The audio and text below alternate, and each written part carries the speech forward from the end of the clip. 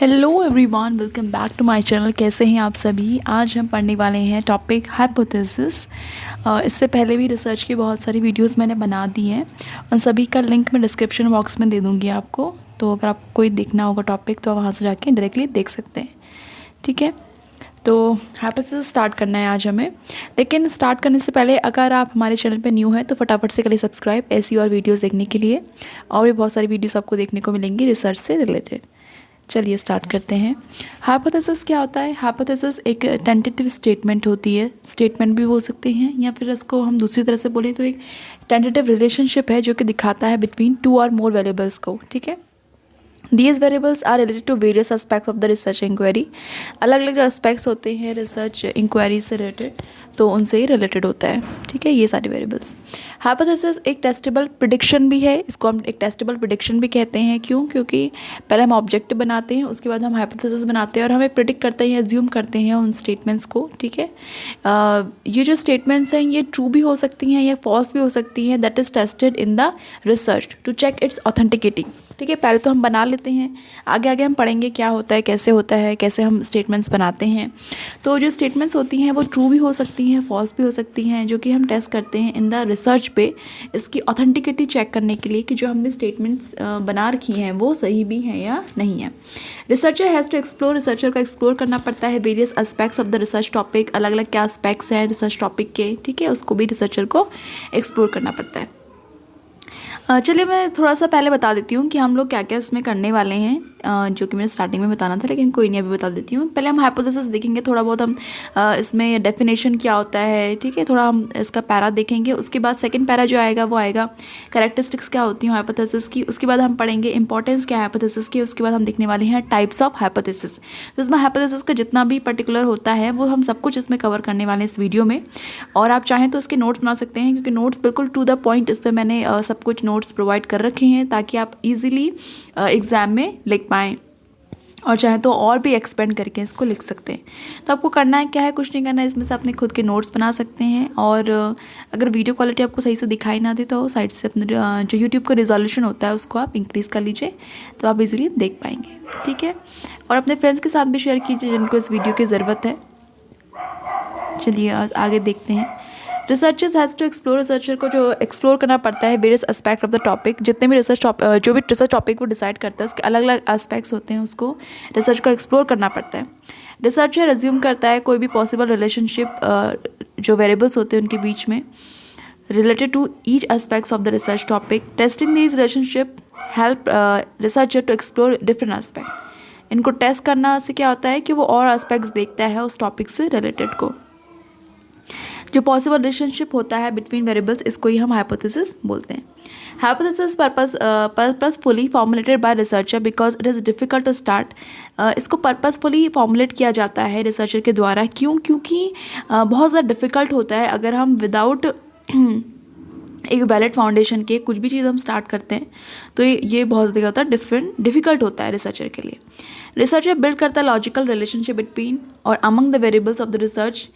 As these variables are related to the theme of the research, the relationship among them serve as the foundation। जो relationship होता है उनके बीच में जो भी उसको पता चलता है वो foundation होती है for the research के लिए।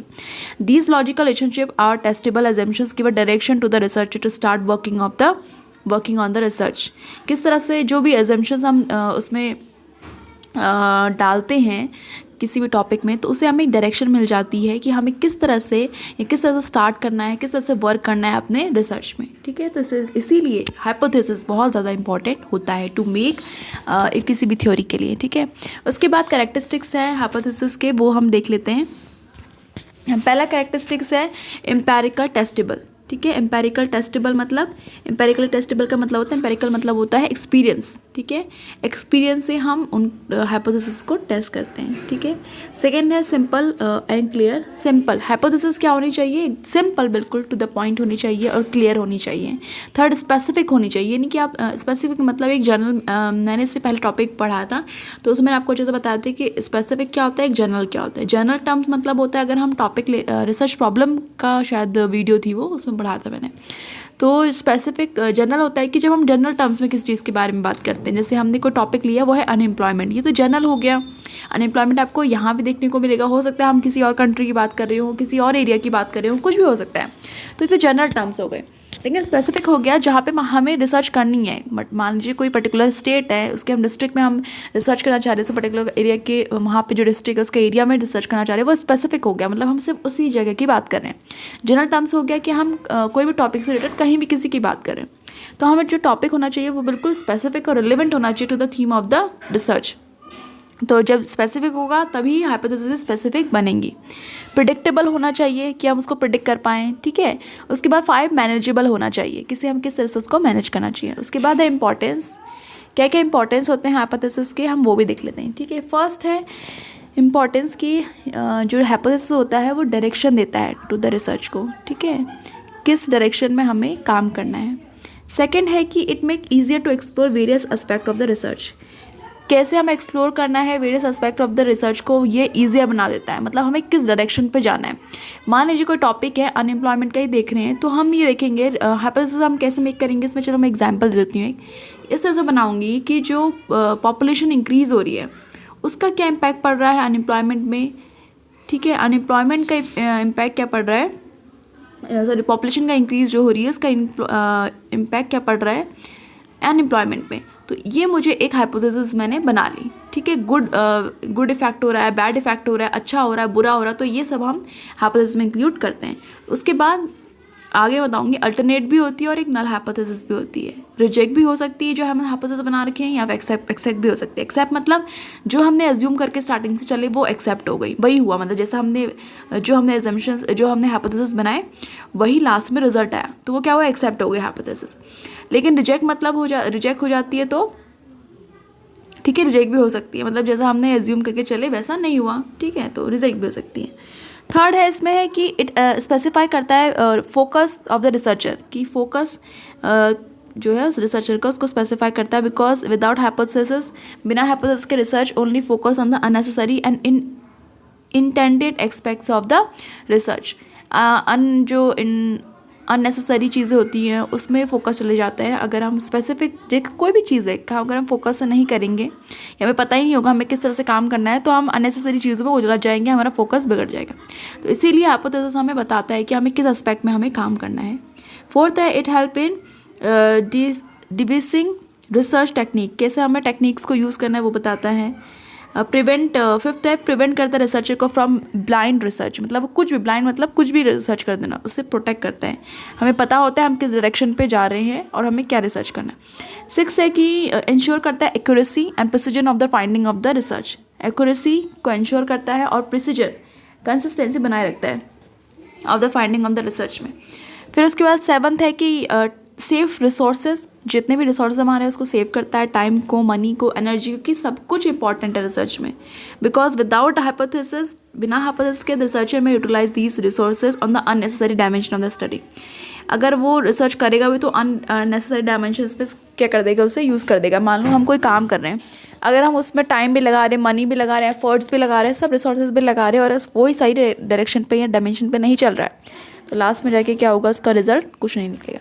इसीलिए स्टार्टिंग से हमें जो टाइम है, एनर्जी, सब कुछ सही डायरेक्शन पे लगाना है, इसलिए हम हाइपोथेसिस को बनाते हैं, ताकि हमें पता रहे स्टार्टिंग से हमें किस चीज़ में, किस फील्ड में वर्क करना है हमें।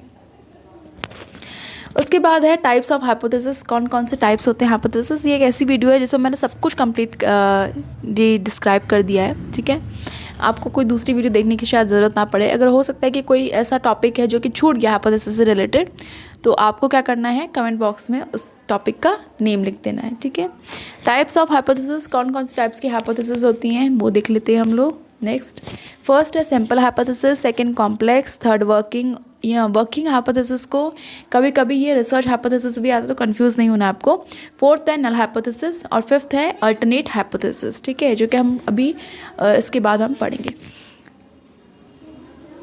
ये वीडियो थोड़ा सा लंबा हो सकता है क्योंकि सब कुछ एक ही वीडियो में एक्सप्लेन करना थोड़ा बहुत डिफ़िकल्ट होता है, लेकिन फिर भी कोशिश कर रही हूँ कि मैं फटाफट कंप्लीट आपको करा पाऊँ, वीडियो शॉर्ट बने।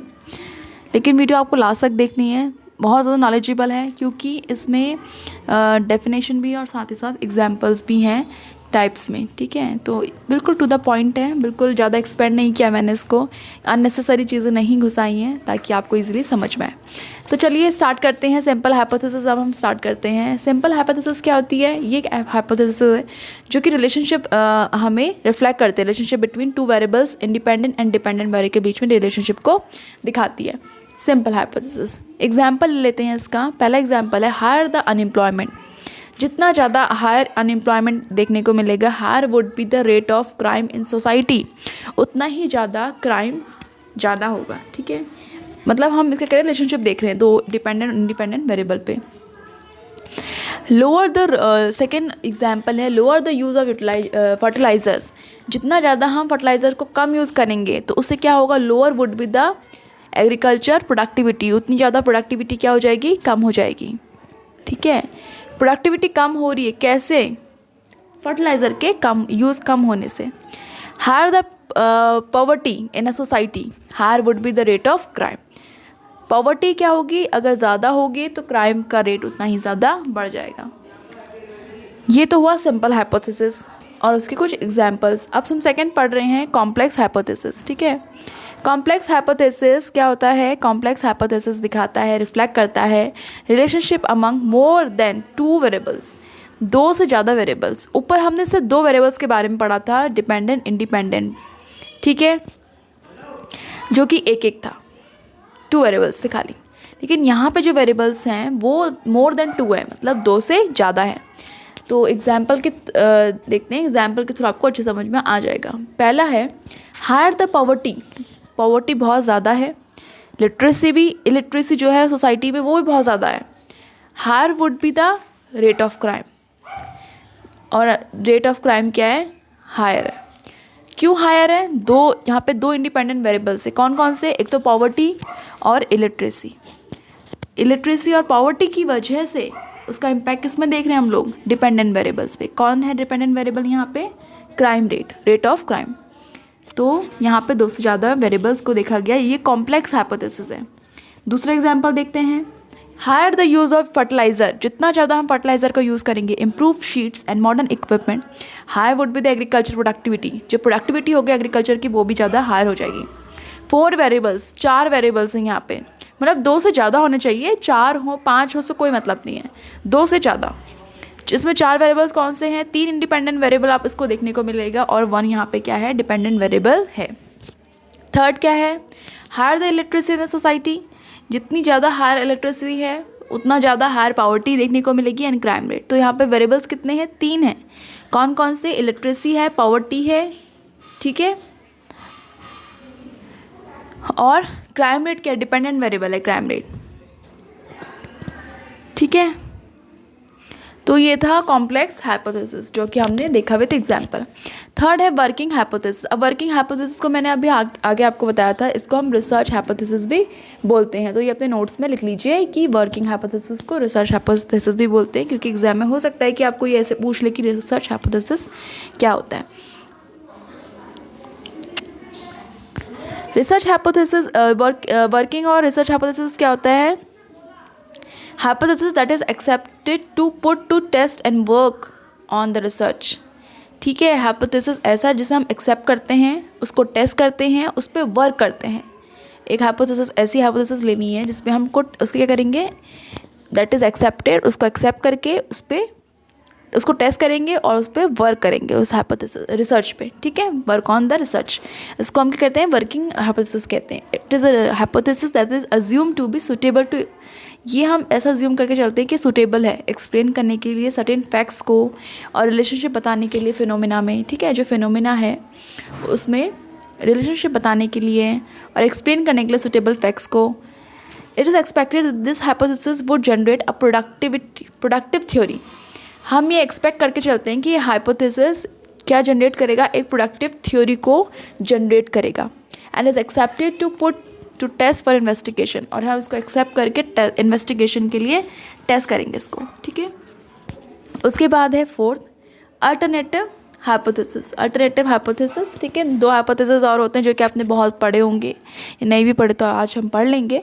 कौन कौन से होते हैं? एक अल्टरनेटिव होता है जिसको हम कैसे डिनोट करते हैं, एच अल्फ़ा करके या H1। ठीक है, H1 है अल्फ़ा करके, H अल्फ़ा करके इसको हम डिनोट करते हैं। ठीक है,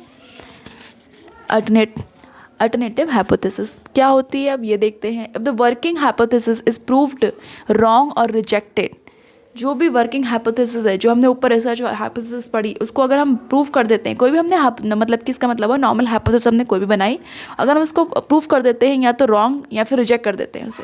ठीक है, तो अनदर हाइपोथेसिस है to replace the working hypothesis is formulated to be tested. दूसरी हाइपोथेसिस क्या होगी, उसको फॉर्मुलेट के टेस्ट किया जाएगा to explore the desire aspect of the research, ताकि जो भी हमारे डिज़ायर एस्पेक्ट्स हैं रिसर्च के उसको एक्सप्लोर करने के लिए। इसको हम क्या कहते हैं, अल्टरनेट हाइपोथेसिस। उसके बाद इट इज़ अल्टरनेट एजम्पशंस और relationship which is adopted out of working hypothesis fails to generate the required theory. क्योंकि ये जो थ्योरी हमें चाहिए थी उसको फेल कर देता है, तो हम इसलिए अल्टरनेटिव हाइपोथेसिस, मतलब कि अगर अल्टरनेट हाइपोथेसिस प्रूव नहीं हुआ, रिजेक्ट हो गया, अल्टरनेट नहीं हुआ, तो फिर नल हो जाता है। ठीक है, चलिए अब हम पढ़ते हैं last but not the least, fifth hypothesis, जो कि है null hypothesis. Null hypothesis is a hypothesis that expresses, जो एक्सप्रेस करता है नो रिलेशनशिप बिटवीन वेरिएबल्स, मतलब कि कोई रिलेशनशिप अगर हमें नहीं दिखता है वेरिएबल्स के बीच में, जैसे हमने रिलेशनशिप स्टैब्लिश करने की कोशिश की स्टार्टिंग में, एग्जांपल देती हूँ, higher the unemployment high would be the rate of crime. मैंने देखा कि अनएम्प्लॉयमेंट की बढ़ने की वजह से rate of crime in society बढ़ रही है। ठीक है, तो क्या होगा, और मान लीजिए कि जो रेट ऑफ क्राइम है वो अनएम्प्लॉयमेंट की वजह से बढ़ ही नहीं रहा है, वो किसी और चीज़ की वजह से बढ़ रहा है, और अनएम्प्लॉयमेंट का इसमें कुछ लेना देना नहीं है। तो इसका क्या मतलब हो कि जो हमने वेरिएबल्स के बीच में रिलेशनशिप इस्टेब्लिश किया स्टार्टिंग में, उसमें तो कुछ प्रूव ही नहीं हुआ, ये कुछ एक्सप्रेस ही नहीं कर रहा है, कोई रिलेशनशिप को दिखा ही नहीं रहा है। ठीक है, तो it neglect the association between variables, negate कर देता है जो कि एसोसिएशन है वेरिएबल्स के बीच में, उसको बिल्कुल ही, तो नो एक्सप्रेस करता है नो रिलेशनशिप बिटवीन वेरिएबल्स। यहाँ पे एग्जाम्पल के थ्रू और एग्जाम्पल देखते हैं हम लोग। Poverty has nothing to do with the rate of crime in a society. Poverty का रेट ऑफ क्राइम से कोई लेना देना नहीं है सोसाइटी में। ठीक है, अगर हम ये फाइंड आउट करते हैं तो उसका मतलब नल हाइपोथेसिस हो गई। Illiteracy has nothing to do with the rate of unemployment in society, दूसरा एग्जाम्पल हो गया। Null hypothesis has its purpose, इसका अपना पर्पस होता है। Null hypothesis made with an intention where the researcher intentionally wants to disapprove, reject, nullified the null hypothesis. Confirm करता है relationship between the variables के बीच में क्या रिलेशनशिप आ रहा है उसका। ठीक है, रिजेक्ट आ रहा है, नलिफाई आ रहा है, डिसअप्रूव आ रहा है, क्या आ रहा है। Null hypothesis is usually made for an reverse strategy, ये रिवर्स स्ट्रैटेजी के लिए होता है, टू प्रूव इट रॉन्ग। ठीक है, रॉन्ग प्रूफ करना in order to confirm that there does exist a relationship between the variables. ठीक है, तो ये था रॉन्ग प्रूफ करने के लिए होता है यहाँ पे हाइपोथेसिस को।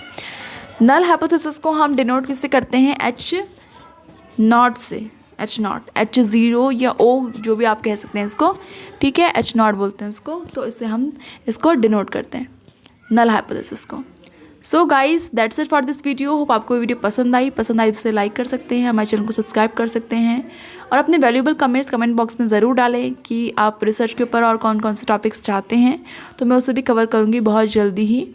और भी रिसर्च की और भी वीडियोज़ में अपलोड करूँगी थोड़ा डेज़ पे, तब उसको भी देख सकते हैं। और सबका जो लिंक होगा, जितने भी वीडियोस मैं बनाऊंगी आप उन सबका लिंक मैं डाल दूँगी डिस्क्रिप्शन बॉक्स में। ठीक है, तो आपको कुछ नहीं करना है, जो भी टॉपिक्स आपको पढ़ने होंगे, टॉपिक का नेम लिखा होगा, उसका आगे लिंक लिखा होगा, उस वीडियो को क्लिक करना है और अब वीडियो स्टार्ट करना है देखना। ठीक है, और अपने फ्रेंड्स के साथ और जिनको भी नीड है इस वीडियो की, उसके साथ शेयर कीजिए, बिकॉज शेयरिंग इज़ केयरिंग।